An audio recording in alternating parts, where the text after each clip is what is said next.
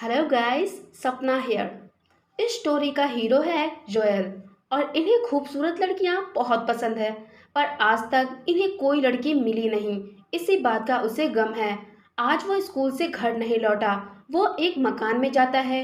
इस बिल्डिंग के अंदर वो ऊपर से वो कुछ आवाज़ सुनता है। अंदर जाकर देखता है कि खूबसूरत लड़की बाथरूम में नहा रही है। रोयल आवाज़ देता है।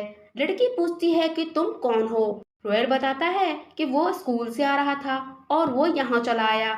उसे नहीं मालूम कि वह यहाँ क्या कर रहा है। वो लड़की उससे कहती है, क्या तुम मेरे बैग को वॉश कर सकते हो। रोयल बड़ी खुशी से वॉश करने जाता है। इसके बाद उसकी नींद खुल गई, यानी वो सपना देख रहा था। इसके बारे में वो अपने दोस्तों से भी बताता है। उसके दोस्त उस पर यकीन नहीं करते। वो कहते हैं कि वह लड़की खूबसूरत नहीं रही होगी, वरना रोयल से अपने बैग को क्यों वॉश कराएगी। कुछ समय के बाद रोयल के पेरेंट्स एक ट्रिप पर जा रहे हैं। वो रोयल को अपनी पढ़ाई पर ध्यान देने को कहकर चले जाते हैं। रोयल अब घर में अकेला है। वह इस मोमेंट को काफी एंजॉय करता है। वो ड्रिंक करता है, खाना खाता है और अकेले में डांस करता है। इसके साथ ही वो अपने दोस्त माइल के साथ कार लेकर निकलता है। रोड पर वो बड़े बड़े स्टंट दिखाता है। माइल उससे कहता है वो उसके लिए एक वेश्या को अरेंज कर सकता है। इससे रोयल बहुत खुश है। वो घर में बैठा वेश्या का इंतजार कर रहा है। घर की डोरबेल बजती है। वह दरवाजा खोलने जाता है, पर यह जो वेश्या है यह कोई ट्रांसजेंडर है। इसे देखकर रोयल का माइंड बदल गया है। वो उससे जाने को कहता है। वो जाते हुए रोयल को एक लड़की का, जो कि पैराशूट है, उसका नंबर दे जाता है। इस लड़की का नाम लाना है। रोयल इस लड़की को फोन लगाता है। इसके बाद हम देखते हैं कि वो लड़की रोयल के घर में आती है। वह काफी खूबसूरत है। उसे देखकर रोयल के अंदर काम उत्तेजना होती है। उसके अंदर की वासनाएं उफान पर आती हैं। उसके अंगों को देखकर वो काफी अट्रैक्ट होता है। वो उसके करीब जाता है। लाना भी धीरे धीरे निर्वस्त्र होना शुरू करती है। इसके बाद दोनों यहाँ रात भर प्रतिक्रिया करते हैं। आज की रात रोयल की बड़ी खूबसूरत रात थी, पर सुबह उठते ही वह लड़की लाना रोयल से पैसे मांगती है। वो कहती है कि मैंने रात भर जो तुम्हें सेवाएं दी है उसके $300 बनते हैं। रोयल कहता है उसके पास सिर्फ $50 हैं। अब लाना को पैसे देने के लिए वह बैंक जा रहा है। जब वह पैसे लेकर घर पहुंचा तो वह देखता है कि लाना यहाँ नहीं है और साथ में एक एग मिसिंग है। एग दरअसल ग्लास का बना हुआ है। रॉयल की मदर का यह कीमती एग है। अगर वह नहीं मिला तो उसकी मदर रॉयल को काफी मारेंगी। रॉयल लाना को ट्रैक डाउन करना शुरू करता है। इसके बाद रॉयल की मुलाकात हुई है लाना के दलाल घोड़े से। वो एक चूतिया किस्म का इंसान है। वह काफी चूतियापा करता है। जब लाना और रॉयल एग के बारे में बात कर रहे हैं तब वह गन रॉयल पर रखता है। रॉयल फोर्स से भागता है, जबकि घोड़ा उसका पीछा करता है। रॉयल किसी तरह यहाँ से बच निकलता है। लाना बाद में रॉयल से मिलने आती है। वह कहती है कि वो एग उसके पास नहीं है, बल्कि घोड़ों के पास है। घोड़े ने उसे रखा हुआ है, पर उसे देने वाला नहीं है। अब रॉयल के स्कूल जाने का समय हो गया है। वो लाना से कहता है कि वो घर पर ही रहे और वह स्कूल जा रहा है, पर वो लाना से रिक्वेस्ट करता है कि तुम मेरे घर में चोरी मत करना। रोयल वैसे तो स्कूल में है। वह बार बार घड़ी देखे जा रहा है। जैसे तैसे टाइम पूरा करता है और तुरंत घर पहुंचता है।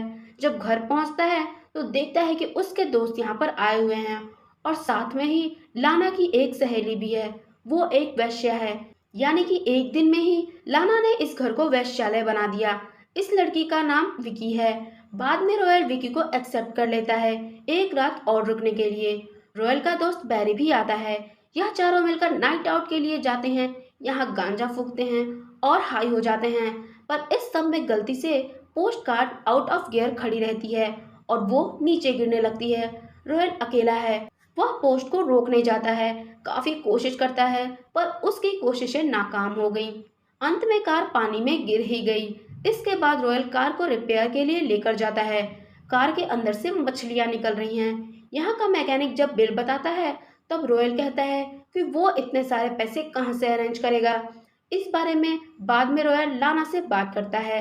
लाना कहती है कि तुम्हें एक ऐसा उपाय बता सकती हूँ जिससे तुम इस कार की रिपेयरिंग के लिए पैसे कलेक्ट कर सकते हो। रॉयल पूछता है कि आखिर वो उपाय क्या है। लाना कहती है कि एक रात के लिए तुम्हारे घर को वैश्यालय बना सकते हैं, इससे हमें काफी पैसे मिल जाएंगे। अब मजबूरन रॉयल ने इसके लिए हाँ कर दिया। रॉयल के पेरेंट्स भी रॉयल से कांटेक्ट करते हैं और वो कहते हैं कि वो बहुत जल्द आने वाले हैं। अब उसके पास ज़्यादा समय बचा नहीं है। रॉयल अपने स्कूल के दोस्तों के साथ बाकी दोस्तों को भी बुलाता है, जबकि लाना अपनी सारी सहेलियों को, जो कि वेश्या हैं, उन सबको बुलाता है।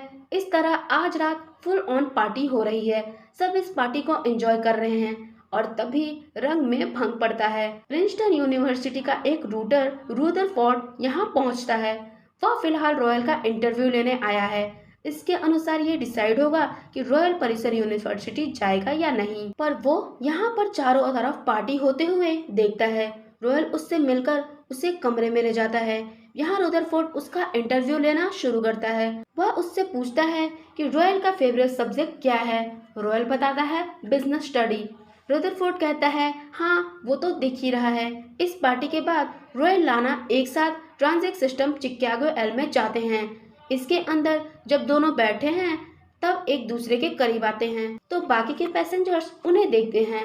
अब दोनों एक एक करके वेट कर रहे हैं कि पैसेंजर्स कब उतरे। तब यहाँ दोनों धीरे धीरे अपने कपड़े उतारना शुरू करते हैं। दोनों यहाँ निर्वस्त्र होने के बाद एक दूसरे के साथ प्रतिक्रिया करते हैं। अगले सुबह जब रॉयल अपने घर पहुँचता है तो देखता है कि घर में चोरी हो गई है। उसको लाना पर शक होता है। वो लाना को फोन लगाता है पर फोन घोड़ों ने उठाया था। घोड़ों ने अपने चौथियापे में रॉयल के घर का सामान चुरा लिया है। वह कहता है कि वह सामान तभी देगा जब रॉयल उसे पैसे देगा, यानी कि रॉयल को घोड़ों से अपने सामान को खरीदना होगा। रॉयल के पास कोई चारा नहीं है और वो वैसा ही करता है। वो सारा सामान ले आया और अपने दोस्त के साथ मिलकर उनकी जगह पर रखता है। इतने में रॉयल के पेरेंट्स आ जाते हैं। सब कुछ तो ठीक है पर रॉयल की मदर देखती हैं कि ग्लास के एग में काफी क्रैक लगे हुए हैं। इस पे रॉयल की मदर उससे पूछती हैं कि आखिर इसमें क्रैक्स कैसे हैं। रॉयल गोलमोल जवाब देते हैं। इस पर उसकी माँ उसे काफी डांटती हैं, पर बाद में रॉयल के फादर उसे गुड न्यूज देते हैं। वो कहते हैं कि तुमने जो इंटरव्यू दिया था परिसर यूनिवर्सिटी के लिए, उसमें तुम्हारा सिलेक्शन हो गया है। इस बात पर दोनों बड़े खुश होते हैं। बाद में वो लाना से मिलकर इस खुशखबरी के बारे में बताता है। यहाँ दोनों फ्यूचर की बातें करते हैं। दोनों साथ में रहने का वादा करते हैं। लाना रॉयल से कहती है कि वो उससे मिलते रहना चाहती है। रॉयल बताता है कि ये उसको काफी महंगा पड़ेगा और ये स्टोरी यहीं पर समाप्त हो जाती है। उम्मीद करती हूँ कि आपको स्टोरी अच्छी लगी हो, तो लाइक और सब्सक्राइब करें हमारे चैनल को ताकि और अपडेट्स आप तक पहुँच जाएं। मैं मिलूंगी आपसे नेक्स्ट वीडियो में। तब तक के लिए bye bye and take care.